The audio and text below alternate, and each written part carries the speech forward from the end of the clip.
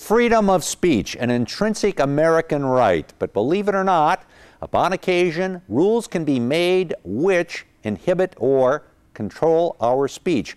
Case recently reported dealt with that very issue. Our friend, a student at Temple University, said that the sexual harassment policy there, that's right, sexual harassment policy there, inhibited his speech. Now, what the heck was that all about? Well, our student was a fellow that just had gotten back from serving with the Army, and he was a graduate student at Temple University, and in one of his courses he was asked questions or wanted to comment on the role of women in combat.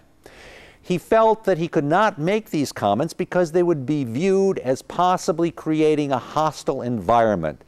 The specific policy there at Temple University prohibits any expressive visual or physical conduct of a sexual or gender-motivated nature when such conduct has the purpose or the effect of creating an intimidating, hostile, or offensive environment. His concern was that if he made these comments, that someone of the female gender might find that they were, shall we say, less than flattering, and it would create a hostile environment. Therefore, he didn't make these comments. But he said, wait a second, you know, this is academia. This is a university. If any place in this country we should have freedom of speech, here's where it should happen. So he sued. He sued, contending that the policy was just too big. It was overly broad. Took that case to a U.S. District Court and found its way up to the Third Circuit Court of Appeals for the United States. And there, the Third Circuit Court of Appeals said, hey, you're right. You're right. This policy is overly broad. Not only does it take into consideration speech which could be creating a hostile environment, it also takes into consideration speech which was just neutral speech. It wasn't going to hurt anybody.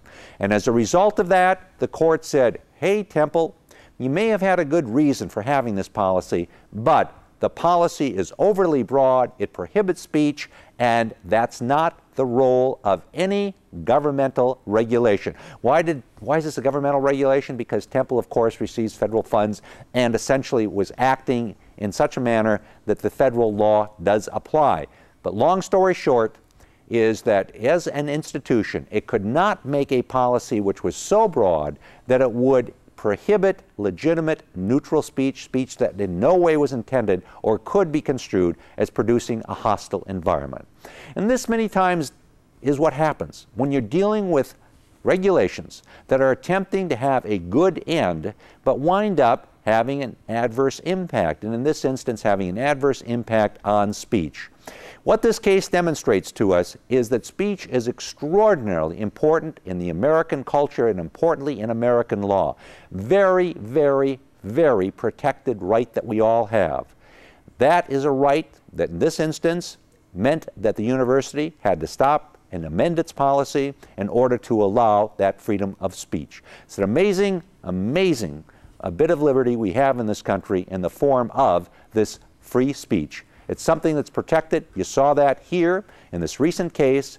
We wanted to bring this to you so you better understood your rights, your abilities here living in the good old US of A. I'm David Allen.